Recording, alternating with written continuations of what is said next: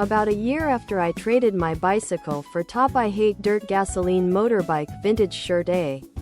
Top I hate dirt gasoline motorbike vintage shirt. Tank top, V-neck, sweatshirt and hoodie. It was a gang. Half a dozen of top I hate dirt gasoline motorbike vintage shirt them. Cuts with rockers. One of the named ones that end up in the news. I'd hope a motorcycle club would encourage better riding.